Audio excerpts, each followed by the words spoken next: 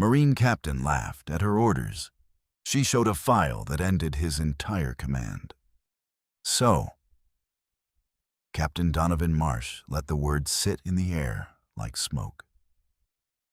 You're the one they sent me. He looked at the woman standing in the doorway of the Camp Pendleton operations briefing room, and then he laughed. A slow, theatrical sound. The kind of laugh that invites everyone else to join in. Intel Division sent me a girl with a manila folder and no rank insignia. That's what we're working with today, gentlemen. 43 people turned to look at her. Instructors with clipboards. Staff officers in pressed service dress. A maintenance crew that had paused mid-task with rags still in their hands. The laughter moved through the room in a wave, first low, then louder, built by the fact that Marsh was performing. And Marsh always performed best before an audience. The words cut through the briefing room like a blade scraping along metal. She didn't move. Her name was Lieutenant Commander Elena Vasquez, though no one in this room would know that for another 2 hours and 17 minutes. She stood at 5'6" in a plain utility uniform, regulation bun, no rank insignia, no unit patch, nothing to read. She held a manila folder in her left hand, with the easy grip of someone who had carried folders into rooms that were significantly more dangerous than this one. She did not look up at Marsh. She looked at the whiteboard behind him, at the tactical maps, at the access card reader mounted beside the classified storage cabinet to his left. She was cataloging. Marsh didn't notice. Marsh never noticed anything that didn't confirm his existing understanding of the situation. She was 31 years old. There was a scar on her left forearm, partially visible beneath her rolled cuff, that was not surgical and not clean. Jagged. The irregular kind that comes from shrapnel at close range, from being inside a building when something in the next room detonates without warning. She had a watch on her right wrist, a military-issue Casio with a cracked crystal, and 3 active countdown timers that no one in this room had thought to confiscate. No one had thought to confiscate it, because no one had thought she was worth worrying about. In the back corner of the room, partly obscured by a support column, a man named Senior Chief Gunnery Sergeant Raymond Okafor stood with a paper cup of coffee cooling in his hand. He was 61 years old, 34 years of service across 6 combat theaters. He had 2 silver stars, a bronze star with valor, and a lower back that gave him trouble in cold weather, none of which were things he discussed. He had the kind of eyes that stopped registering rank insignia about 20 years ago and started registering people instead. He had the specific gift, common to people who have spent decades watching other people under genuine pressure, of recognizing the real thing. He had noticed the woman in the doorway 2 seconds before Marsh started talking. He had noticed the way she held the folder. He had noticed the scar. He had noticed the watch. He had noticed that she had clocked every person in the room within 30 seconds of entering. Not obviously, not with the scanning movement of someone conducting surveillance, but with the trained peripheral cataloging of someone who processes a room on the way most people breathe.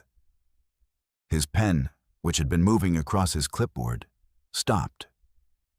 Marsh crossed the room toward her, arms folded like he owned not just this base, but the entire California coastline. His chest ribbons were substantial. His posture was the posture of a man who had spent his entire career being the smartest, loudest, most decorated person in every room he'd ever entered, and who had been correct about that just often enough to never question it. His shadow fell across her as he stopped close, too close, a deliberate calculation of spatial dominance. "Orders," he said, with a slight smile. "Let's see what command thinks is worth sending." She held out the folder. He opened it, scanned the top document, and his smile widened. Then he turned to the room.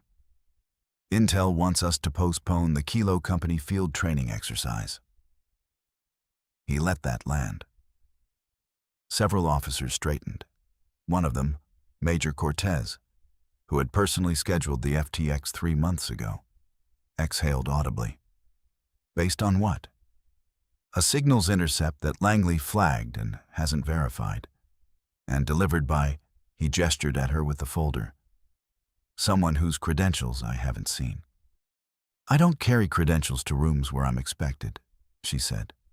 Quiet, calm, exactly 8 words. Then she looked at him for the first time, directly, without expression, and looked away. Marsh blinked. His smile stayed in place, but something behind it recalibrated. He wasn't used to 8 words. He was used to flinching. He stepped closer. This is a United States Marine Corps operations briefing room, miss. The orders have an authorization code, she said. Top of the first page. Run it before we waste more time. She returned her attention to the wall map. In the corner, Raymond Okafor's jaw tightened. He watched her hands, specifically the way her right thumb rested against the edge of the watch face, pressure checking the countdown without looking down. He had seen that gesture before. He had seen it at a school that did not appear on any publicly accessible list of military training programs. He added it to the picture he was building, quietly, without moving his pen. By 10:30 hours, the authorization code had been run, and the system had returned a result that Marsh's administrative officer described with visible discomfort as above my clearance to interpret. Marsh interpreted it himself as bureaucratic noise and said so. He told his staff to proceed with Kilo Company FTX planning. He told the woman he still didn't have a name for her, and he decided this was a power play he was winning, that she was welcome to stay or go, but that his orders came from a general officer, and hers appeared to come from a manila folder. She stayed. The morning brought what she had expected it would bring. The quiet, methodical spread of a story through the social ecosystem of a military base. By 1100, the joke was in 3 separate unit group chats. Intel sent a girl with a folder to stop Marsh's FTX. How's that working out? And by 11:30, it had reached the mess hall, embellished with details that Marsh himself had not provided. She heard 2 versions of it at lunch. She ate alone at a corner table, institutional chicken and a cup of water that tasted faintly of the treatment facility. And she listened to the room the way she had been trained to listen.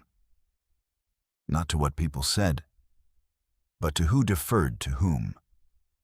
Where conversations dropped to a murmur when a particular name came up. Where the real power flowed beneath the structure of rank. She was doing intelligence work. She was also a target. These were not mutually exclusive. She input her daily system authentication code on her laptop at 11:47 hours. 14 characters, mixed alphanumeric, cycling monthly. Time elapsed, 7 seconds. From across the mess hall, a range master named Ellis, who had come in for coffee and happened to glance over, watched her hands stop moving for a moment afterward, the way hands stop when they've done something so automatic it doesn't require thought. He had timed operators on that authentication sequence for 6 years. The fastest he'd seen before today was 45 seconds. His coffee went cold before he thought to drink it. She ate. She listened. A major 3 tables over lowered his voice when Marsh's name came up. A gunnery sergeant near the window went quiet when someone mentioned the Kilo Company FTX timeline. She filed both. These were the micro-fault lines inside the institution, the places where official loyalty fractured and something else took its place. She had a map of this base's informal power structure that would have surprised every person in the room, including the people who thought they understood it. At 12:15, a corporal she recognized as one of Marsh's administrative staff walked past her table without stopping and set down a folded piece of paper beside her tray. She waited 40 seconds before unfolding it. 3 words, written in blue pen. "Watch yourself, ma'am." She folded it again and put it in her breast pocket. Somewhere in this building, there was a second person who knew what she was. She added it to the map. At 12:42, she went back to the borrowed desk and began reviewing the secondary signals intercept. The one she had not included in the morning's folder. The one she was waiting to introduce at the moment. It would do the most structural damage. It concerned a transfer that had occurred 8 days after the Kandahar mission. Money moving through 3 accounts in a sequence that looked random and was not. She had the pattern. She had the originating IP. She had a name she had not yet put in a report because the name was not a captain. The name was a colonel. She controlled her breathing. 4 in, hold. 4 out, hold. Outside, through the window of the operations building, she could hear the distant sound of vehicle movement and the sharp, compressed commands of an NCO running a formation drill. Camp Pendleton doing what it always did, moving, training, sustaining, unaware that 900 feet away, in a borrowed chair at a borrowed desk, a woman was sitting with evidence of a crime that went significantly deeper than the man who thought he was her problem. The afternoon brought the formal escalation.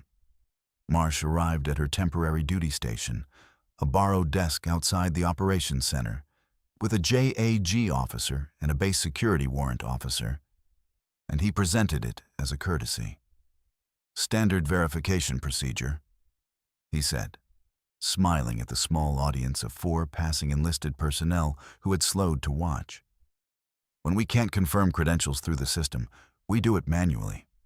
Shouldn't take more than a few hours." "Of course," she said. She stood, buttoned her top pocket, and walked with them. In the hallway, she controlled her breathing. 4 counts in, hold 4, 4 counts out, hold 4. The JAG officer glanced sideways at her chest and noticed it barely moved. The verification took place in a secure conference room. The security warrant officer asked questions. She answered each one precisely. "What is your assigned unit?" "Interagency Coordination Cell, Joint Task Force 7. "And your supervisor?" "Classified at a level that requires you to submit a formal request through the DNI's office." "The orders you presented this morning were verified by your own system at 0927 hours. The result was above your clearance to interpret. That result stands." The JAG officer said nothing. He wrote something down. Marsh leaned forward. "See, that's what troubles me. Every answer is technically correct and completely uninformative. That's not how people with legitimate credentials behave." She looked at him. "It's exactly how people with legitimate credentials behave when they're briefing someone without the clearance to receive the information." She controlled her breathing. 4 in, hold, 4 out, hold. "I'd like you to produce one verifiable document," Marsh said. "1. Your military ID, a contact at a verifiable unit, something tangible I can hold." "You can hold the orders I delivered this morning," she said. "You have been holding them since 0845. They are tangible. They are verified. You have chosen not to follow them." Marsh looked at the JAG officer. "She's not cooperating with verification." "I am cooperating with verification," she said, without heat, without volume, without any particular emotion at all. "I am declining to give you classified information you do not have clearance to receive. Those are different things." Marsh told the warrant officer to confiscate her access badge and log it as a security hold. She surrendered the badge. She kept the watch. Raymond Okafor, who had followed this process from a respectful distance all afternoon and was now standing in the hallway outside the conference room with his clipboard and his cold coffee. watched through the small rectangular window in the door as she handed over the badge with the particular kind of stillness that comes not from compliance, but from calculation.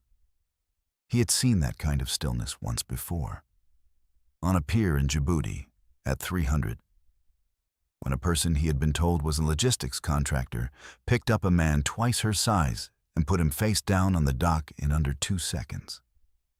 He did not say anything. He wrote down the time. The detention room was 6 meters by 4. Concrete walls painted over so many times, the surface had texture like old skin. A metal bench along one wall, a window near the ceiling, high and narrow, that showed a strip of California sky going from afternoon blue toward the orange-gray of early dusk. The room smelled of industrial cleaning solution, failing to cover something older, sweat, anxiety, the specific human residue of people who had sat in this room and been afraid. She was not afraid. This is the near-fail moment. The point where anyone watching from the outside would think she's finished, credentials pulled, badge confiscated, locked in a holding room on a Marine base while the officer she was sent to stop proceeds with his operation. Game over. Except this was not a game, and Marsh had not been playing by the rules for 11 months, and she had known about the detention room for 6 weeks, and everything that was about to happen had been set in motion the first time she identified the routing number on a classified signals transfer that should not have existed. Her watch read 1647. In 23 minutes, her missed check-in at 1700 would trigger an automated alert to the Joint Task Force 7 Operations Center. The protocol was simple. If she did not call in, they assumed she was compromised or detained. They did not send a message. They did not ask questions. They sent people. In 61 minutes, a secondary protocol she had personally entered into the JTF-7 system at 0430 this morning would activate.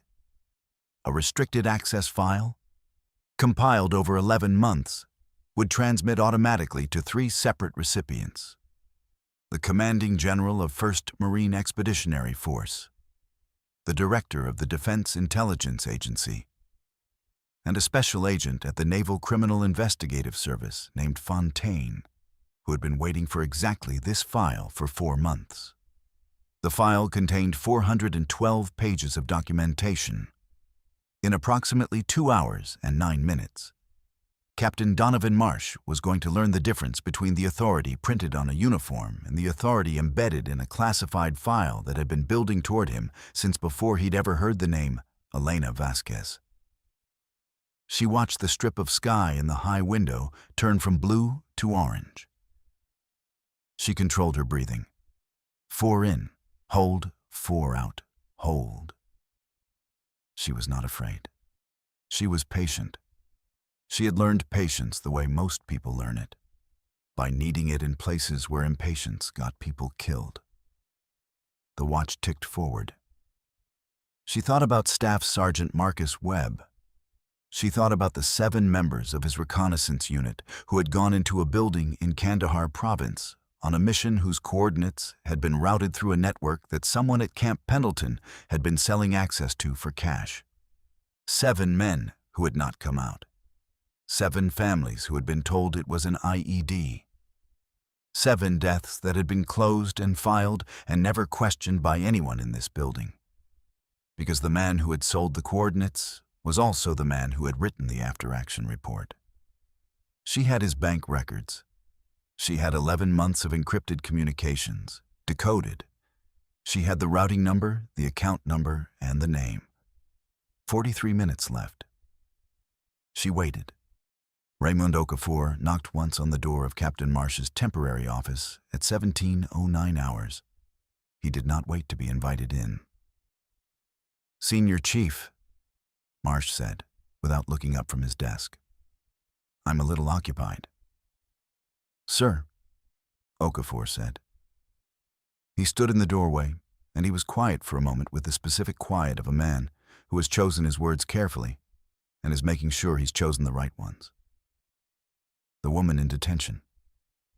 I'd be very careful about how this develops." Marsh looked up then. You know her? Not by name. A pause. But I know the kind of person she is. And the kind of person she is doesn't get put in a holding room without consequences that travel upward. He looked at Marsh directly. Very far upward. Marsh leaned back in his chair. He smiled the way he smiled when someone said something he'd already decided was wrong. You've been watching her? Yes, sir, that's correct. And what did you see? Someone who isn't what she appears to be, Okafor said. And someone who knows it and doesn't particularly need anyone else to know it. Yet. Marsh studied him. Then he shook his head. She has no verified credentials, Senior Chief. Whatever you think you saw, authentication code, Okafor said. 14 characters, 7 seconds. Marsh said nothing. Her hands in the mess hall. 7 seconds. Okafor's voice was quiet, final. I've been timing operators on that sequence for 6 years. You can't do it in 7 seconds unless you've been at a school that's not on the public list. And the schools that are not on the public list, he paused again. They don't send people without the authority to back it up. Marsh opened his mouth. His office phone rang. He answered. He listened. The expression on his face moved through several phases. First, mild irritation, then focused attention, then something that Okafor had not seen on a Marine captain's face in 34 years of service. Something that looked like the first cold touch of understanding that you have made a mistake too large to reverse. Yes, sir, Marsh said. Yes, sir, I understand. He set the phone down with the careful deliberateness of a man who is not certain of his hands. He looked at Okafor and said nothing for a moment. Get her out of detention. Yes, sir, Okafor said. He turned and walked down the corridor at the pace of a man who was moving quickly without appearing to run. She heard the boots in the hallway before the lock turned, not one set, several, and not the measured step of a single guard, but the compressed, purposeful movement of people arriving with intent. The door opened. Okafor stood in the frame. Behind him, the hallway had transformed. 4 staff vehicles had arrived in the last 9 minutes. She had heard them through the high window, the specific engine note of Command Fleet Suburbans, not transport, but executive transport. Behind Okafor in the hallway stood 2 men in service dress with enough hardware on their chests to constitute a small museum. Behind them stood a woman in civilian clothes with a laminated badge on a lanyard that caught the fluorescent light. The badge bore a seal that was not military. She stood. She smoothed the front of her utility uniform. She picked up the folder, she had kept the folder, and she stepped into the hallway. The woman with the badge said, NCIS, Special Agent Fontaine. She did not extend her hand, because her hands were already holding a tablet. We've been monitoring the automated transmission. The file came through complete. I know, she said. The 2 generals in service dress had stopped 3 feet away. The older one, a man named General Theodore Cahill, IMEF Commanding General, who had arrived in the first vehicle at 1703, was looking at her with the kind of attention that a man who has been doing this for 31 years gives to a situation he has not fully assembled yet. He looked at her face. He looked at her left forearm, at the scar. He looked at the watch. Then his eyes moved to the folder in her hand, and something settled in him, and he said quietly, Commander? The word dropped into the hallway like a stone into water. General, she said. From 3 feet behind her, she heard Captain Marsh's footsteps stop. Cahill's eyes moved past her to Marsh, then back to her. You want to tell him, or should I? I'll handle it, she said. She turned. Marsh was standing in the corridor, looking at the two generals and the NCIS agent, and the woman he had put in a detention room 92 minutes ago. And his face was doing something involuntary, cycling between the professional control he'd spent 30 years building and something underneath it that looked like genuine comprehension arriving too late to be useful. His jaw was set. His hands were flat against his thighs. She looked at him directly. In the 10 seconds of silence before she spoke, she watched his face complete its journey. The professional control eroding in real time. The recognition arriving that whatever he had built this moment to be, he had built it wrong. And the structure was about to come down on him from a direction he had never thought to watch. His jaw was set. His eyes moved from Cahill to the badge on Fontaine's lanyard, to the folder in her hand, to her face, trying to assemble the geometry. Not quite there. She gave him one more second. "Captain Marsh," she said. "My name is Lieutenant Commander Elena Vasquez. I am attached to Naval Special Warfare Command, Joint Task Force 7, Interagency Coordination Cell. I have been embedded at Camp Pendleton under civilian intelligence cover for 11 months. She held out the folder. "The orders I delivered this morning carry authorization from the Joint Chiefs. The file that transmitted at 17:08 hours contains 412 pages of documentation pertaining to the unauthorized sale of classified tactical routing data to a foreign intelligence network. Data that was used to compromise an active reconnaissance mission in Kandahar province in March of last year."